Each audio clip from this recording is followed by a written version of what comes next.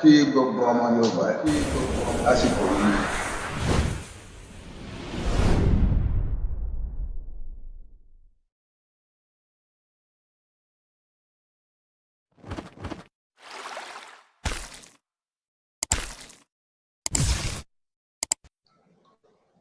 Keep watching Omoboriowo Media. Mo kí gbogbo ọmọ Yorùbá lásìkò yìí.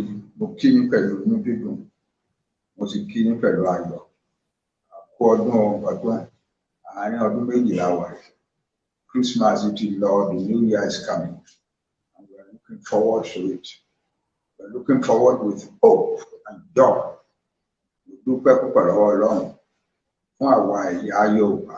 Ọlọ́run ṣe dá wa, Ọlọ́run ṣe yẹ wá sí ní ayé yìí.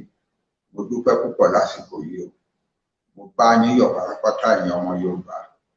Àdúpẹ́ mo kí àwọn ọmọ kéékèèké tí wọ́n mọ nǹkan tá à ń ṣe lọ́wọ́lọ́wọ́ báyìí. Tó jẹ́ pé torí tí wọ́n gan-an la ṣe ń ṣe. Ẹ bá mi kí wọn pé wọ́n kú ọdún o. Pé bàbá grandfather kí wọn ò ní kí wọ́n kú ọdún o. Ọ̀rọ̀ tí mo fẹ́ sọ lẹ́yìn ọ̀pọ̀ mo ní kí n kí yín náà ni. Kí n sọ fún yín pé nǹkan náà tí gbogbo wa ń wá papọ̀, àwọn Yorùbá Nation, Ọlọ́run ti fún wa, ó pẹ́ tí mo ti máa ń sọ yẹn, ṣùgbọ́n a gbọ́dọ̀ farabalẹ̀ ìgbà tí a máa lò gbà. Kí làwọn nǹkan tó ń dí ọ̀nà ó yẹ kí n sọ? Èkíní ní ọ̀rọ̀ pé bá ṣe máa ń bú ara wa, bá ṣe máa ń jà. Àwọn ará ìta ò kò yé wọn pé bóyá àṣà tiwa nìyẹn, wọn ò fẹ́ gbà, wọn ò fẹ́ mọ̀. Because àwọn ò mọ another nation tó ti ń búra wọn bẹ́ẹ̀ yẹn. Àwọn ọ̀pọ̀lọpọ̀ ẹ̀yà ló wà láyé tó ń wá country tí wọ́n lọ́tọ̀ tán fẹ́ ń yapa kúrò ní country tán wà. Àwọn èèyàn tó ń wò wọ́n káàkiri ayé ò rí pé wọ́n máa ń búra wọn bí àwa ṣe máa ń bú ara wa, tí Yorùbá ìdìbò ká máa ń bú ara wa. Mo dẹ̀ ti bẹ̀yìn bẹ̀yìn. In fact, ní nǹkan bí oṣù kan àbọ̀ sẹ́yìn, mo ń sọ tẹ̀dùn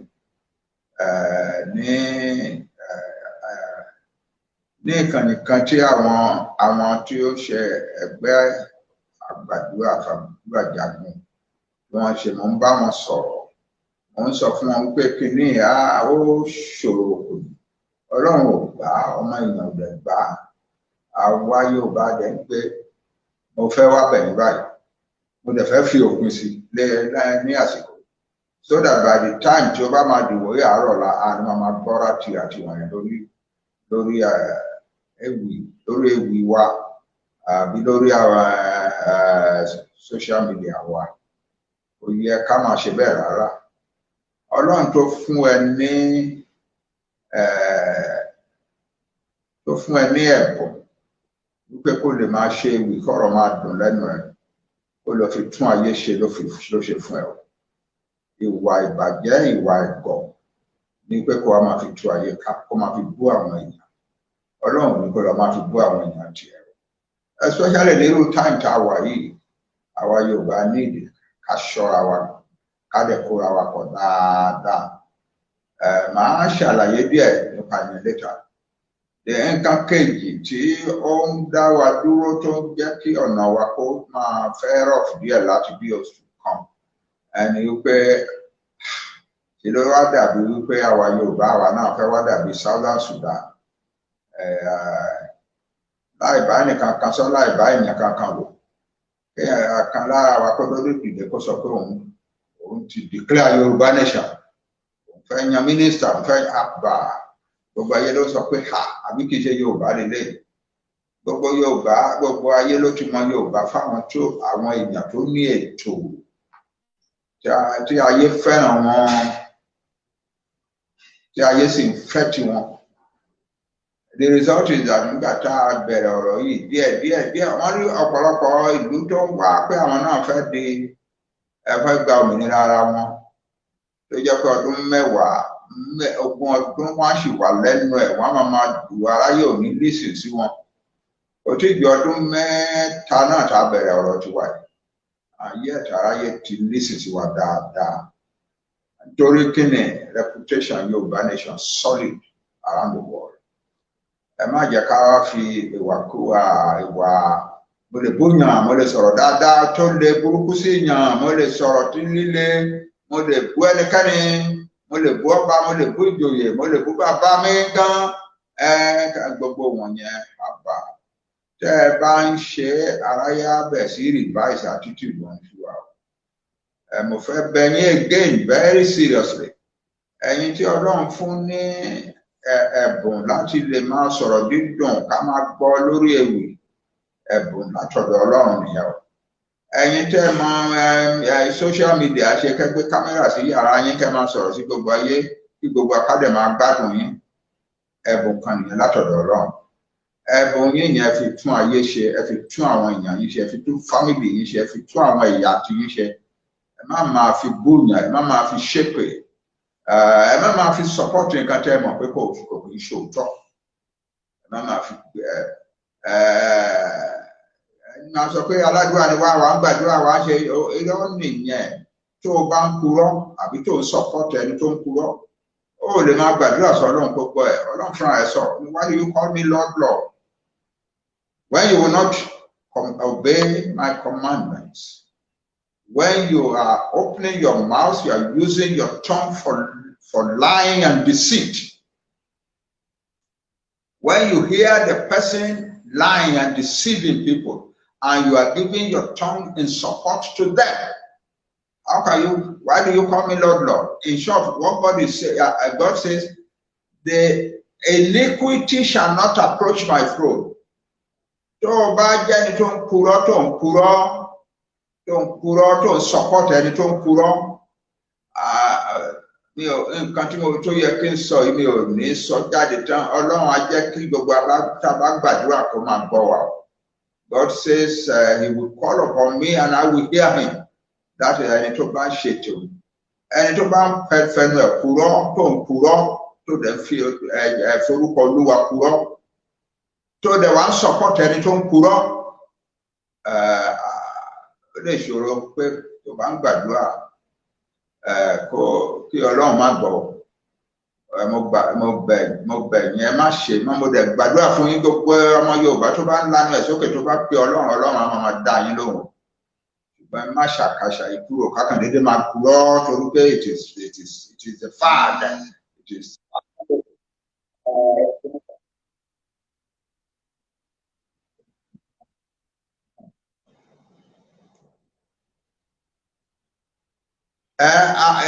Ẹnikẹ́ni tó bá ń ṣe irú wọ̀nyẹn ó ń risk pé tóun bá pe Ọlọ́run kọ́ Ọlọ́run má dáhùn lóhùn mo bẹ̀ yín ẹ má jẹ́ ká ṣe ra wa bẹ́ẹ̀. Nǹkan tí mo tún fẹ́ ní pé ńgbà tí àwa Yorùbá gbogbo èèyàn ló mọ̀ wá pé we are a nation of order dídé á di pé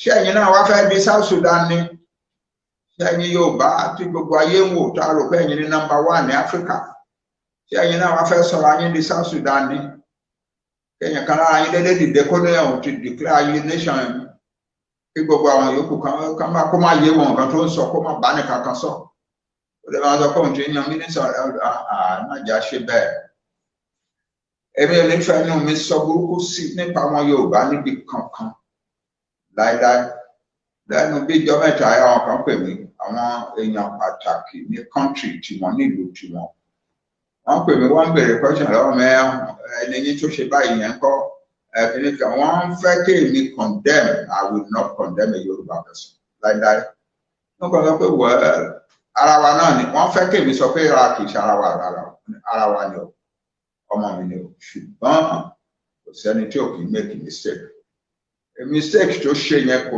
define Yorùbá character that's not the Yorùbá way so ẹ̀mí mójú kúrò ń bẹ̀ jẹ́ ká máa sọ̀rọ̀ tá à ń sọ lọ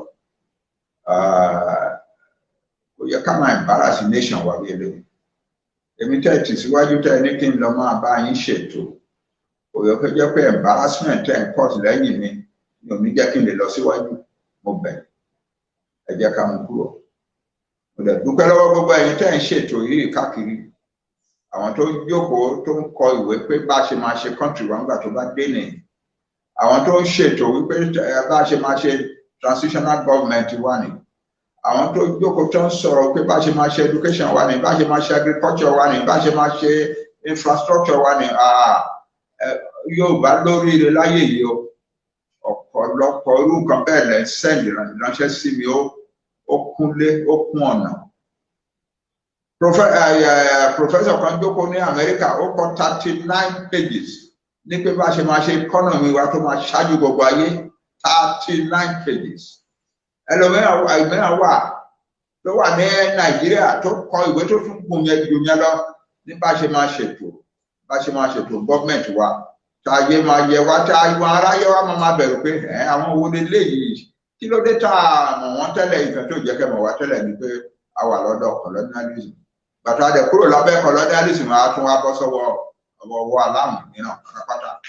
Àwọn Fúlàní, àwọn tó jẹ́ pé wọ́n mọ nǹkan tó ń jẹ́ ìjọba modern times. Nǹkan tó ń believe ni pé àwọn gbọ́dọ̀ suppress gbogbo àwọn èèyàn tó wà Nàìjíríà, nǹkan tó jẹ́ ìjọba fún wọn tí wọ́n nìyẹn. And so we want to drag Nigeria down. And nǹkan tó ń dẹ̀ wá fẹ́ báyìí ni pé wọ́n ti ẹ̀ wá fẹ́ suppress wa within Nigeria mọ́. Wọ́n fẹ́ ṣètò ara wọn, wọ́n fẹ́ ṣètò wọn, kán wá kọ́ńkà wa, kó jẹ́ pé àwọn wọ́n bẹ́ bá ṣe gbo Haúsá mọ́lẹ̀ nílẹ̀ Haúsá, kán wá gbo àwa Yorùbá náà mọ́lẹ̀ nílẹ̀ Yorùbá. Wọ́n ti kó ọ̀pọ̀lọpọ̀ ọ̀nà àmì wọn wá, ọ̀pọ̀lọpọ̀ ọ̀nà àwọn èèyàn wá from all over West Africa. They are flowing to Nigeria in their millions, and their objective is to come and conquer us. But ẹnìkan kan ò lè conquer wa o. Ẹnìkan kan ò lè conquer wa. Àwa Yorùbá lè conquer wa. Even with the help of your federal government, because the federal government is your supporter. It's your property. Federal government is now your property. Even with the help of your federal government, you cannot conquer us. So káwọn Fúlàní kan let go. Kan gbàgbé ẹ̀, kan jẹ́ kí Nàìjíríà kó lọ́ra túká, tí ìtẹ̀yẹ kẹ́nìkan kan má bá ẹnìkan kan jà. Because bá a jà, á túká, bá a jà, á túká. Ìjà kò kúkú bẹ́tà ká má jà, ká má bára wa jà. Àwọn tí agbára wà lọ́wọ́ ẹ̀, tó ń bí nípa agbára wà lọ́wọ́ wọn, àwọn ńlá lè má bẹ̀ kó má jẹ́ ká jà o. Ẹ má jẹ́ ká jà. Torí àwa Yorùbá a máa lọ bẹ́ẹ̀ fẹ́ bẹ́ẹ̀ kọ̀. Báwo lọ lénìí, àá lọ lọ́la. A lè sọ pé ọ̀túnla la máa lọ, kí Ọlọ́run sọ pé ká dúró dijọ́ mẹ́rin lénìí. Ṣùgbọ́n Ọlọ́run ti sọ fún wa pé àwa máa lọ anyway. So bó ṣe jẹ́ nìyẹn. Afẹ́ bẹ gbogbo ẹ̀yin tẹ́ ẹ̀ lọ ń bá wọn, tẹ́ lọ ń gbowó lọ́wọ́ wọn, tẹ́ wá ń da yérú. Afẹ́ sọ fún yín má lọ ṣèyẹn mọ́ o. Because àwọn ọ̀rọ̀ kan gbá yọ sí mi létí láti Àbújá lẹ́nu bí ọ̀sẹ̀ kan, wípé àwọn kan ní ó tẹ̀ ti bí ọ̀sẹ̀ kan tó bí ọ̀sẹ̀ bíi méjì, pé àwọn kan wà ní Àbújá tán jọmọ Yorùbá tán lẹ́sẹ̀ ńlẹ̀ díẹ̀ bẹ́ẹ̀ láàrin àwọn ìjọba Fúlàní, tí àwọn Fúlàní dẹ̀ ti rán wọn kán lọ jọ kán ṣètò kán má jẹ́ kí Yorùbá lójú ráyè lọ. Àwọn náà dẹ̀ ti wá ìyàn ní ara wa tán bẹ̀ sí rán níṣẹ́ pé kó lọ ṣètò, kó lọ máa ṣètò yẹn, kó máa sọ pé ara wa lòun, ṣùgbọ́n kó máa dàrú gbogbo wọn yẹn ni mo wá ń gbọ́ láti bí ọ̀sẹ̀ bíi méjì.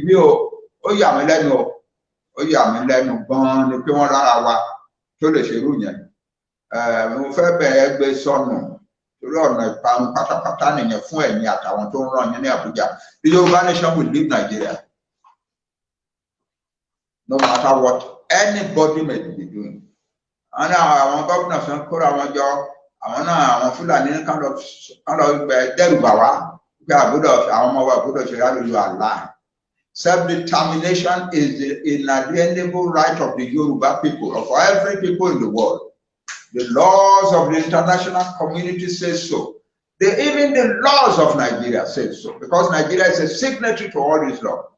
The United Nations Charter 1948, United Nations Declaration of Independence of Indigenous People, United Nations Declaration of the Right of Indigenous Peoples, 2007, African Charter of Human and People's Rights, and so many. Gbogbo wọn, the economic the Commission for Economic Rights, the Commission of Cultural and Social Rights. Every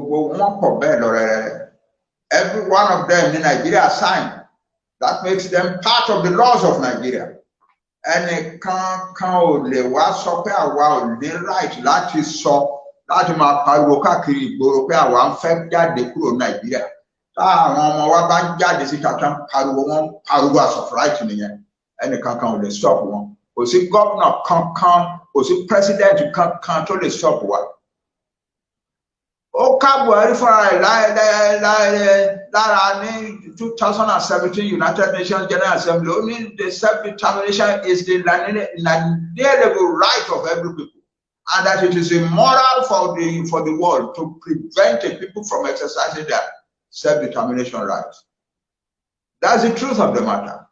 So any governor and I'm a wicked and bad on Nigeria. Our Yoruba bad on Nigeria. And of our no, our tea and fair jáde Nigeria, I could do any fair jáde fresh joke in Nigeria. And like you let none if you was like a machetiwa, Bawana, and Mawati agree, not to finish like a macheti. There are two different rivers flowing through the land of Yoruba land today. One prefers to stay in the slavery of Nigeria. The other is determined to get out of the slavery of Nigeria.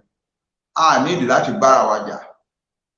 Òde ló máa dé mọ́ sílé tó bá yá ayé yín o. Mo kí yín pé ẹ kú iṣẹ́ o.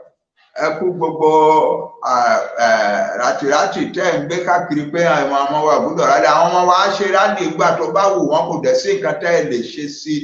Kò sẹ́nì kankan tó lè arrest wọn. We will fight it to the International Criminal Court if you dare. We already have filed petitions against the federal government in the International Criminal Court. Many ministers, in the federal government,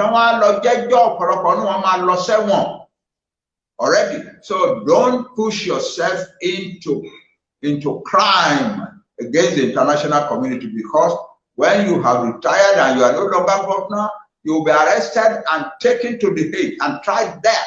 And you will go to jail, as many presidents have gone to jail in the world. And so I assure you that we know what we are doing, and we have the power to do what we are doing. We are a very highly educated people. Nobody can bamboozle us. So any governor, time bad on Nigeria, tell me I go to Sierra Leone Bagwell. And Mama Sierra Leone, the sink can tell you, it's as simple as that. Oda Gomekwe, what Tirani see. On conflict with your people, because I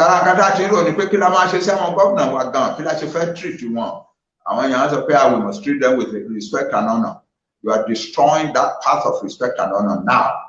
And the model it's our country, it's our right, and we are going to take our country out of Nigeria. Now nobody can stop us. It's as simple as that. Mo kí gbogbo yín o. Ní tẹ́ ẹ lọ ń gbowó lọ́wọ́ àwọn ọmọ wa kan ní Abuja. Kẹ́ wá lọ máa da struggle wẹ́rú ẹjọ́ ẹ stop. Don't blacken your own soul. Ẹ máa ń bá sọ pé mo gbàdúrà gbà. Spirit, Holy Spirit. God does not endorse dishonesty. God says, pray for your Jerusalem. The Yoruba Nation is the Jerusalem of the Yoruba people. If you are going to hold secret meetings or taking secret money from anybody in Abuja in order to come and disrupt the Yoruba self-determination struggle, you are destroying your own soul. You are destroying your own soul. You can claim everything. Holy Spirit, it doesn't matter. It does not matter. In fact, by mentioning the name of God in support with dishonesty and disloyalty to your own people, you are creating a dangerous situation for yourself in the world and in the life to come. For some of us, Emma destroy future. Emma destroy future. The ball is rolling towards the fulfillment of the Yoruba Nation's self-determination. And nobody can stop it. You cannot stop it.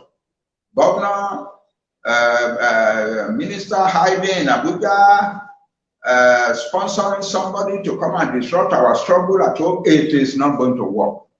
We are going to have our government. We are going to have our own country.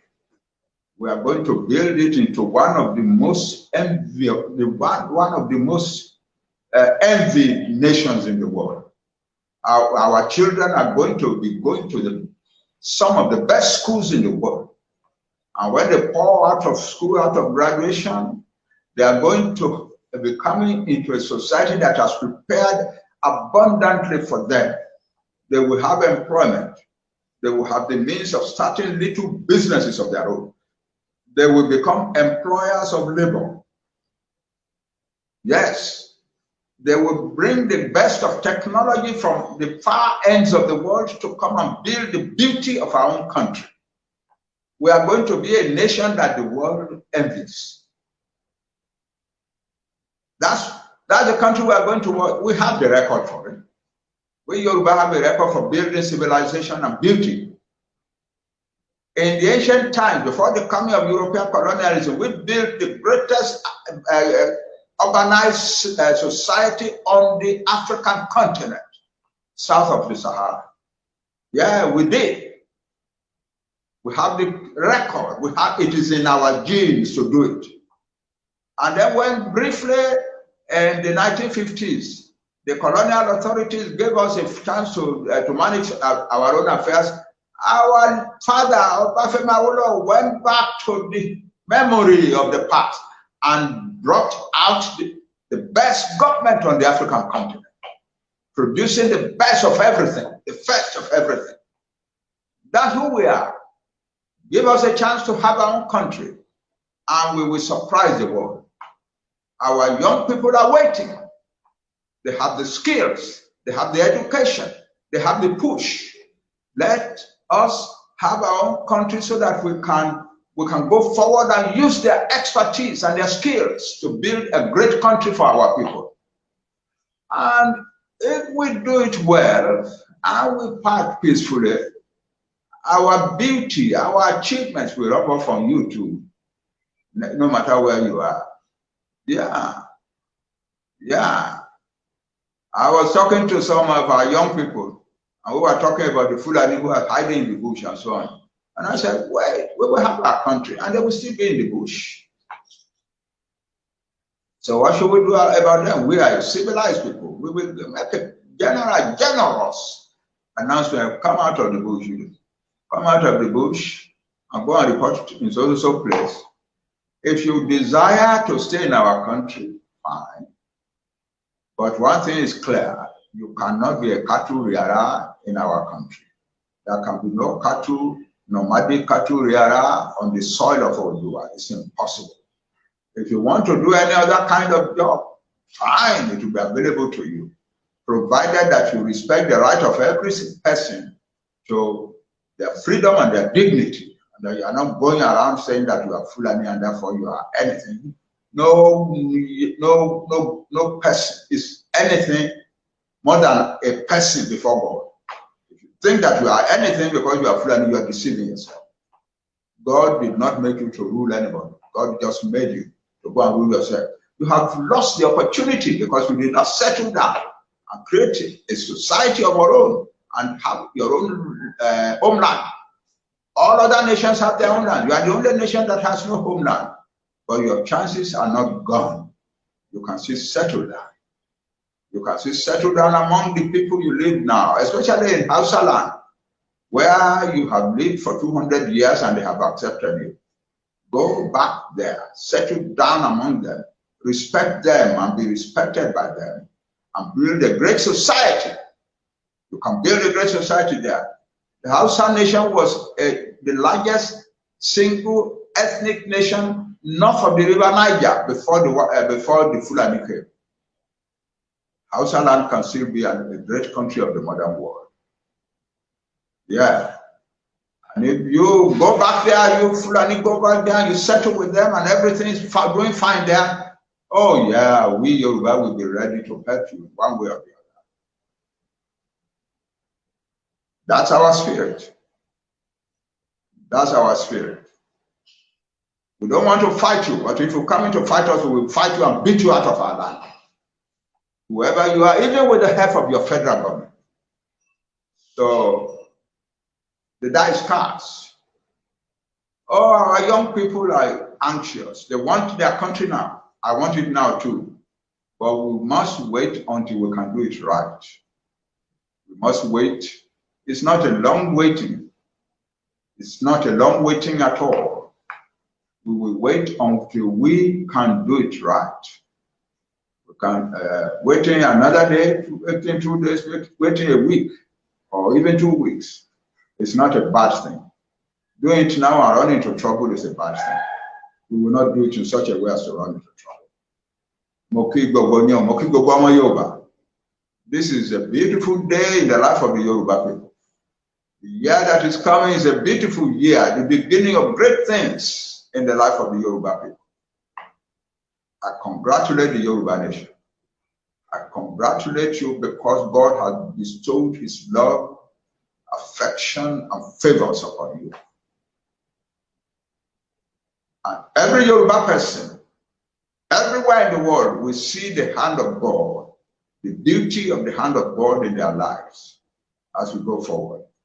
Congratulations, and thank you all for listening to me, I love you all.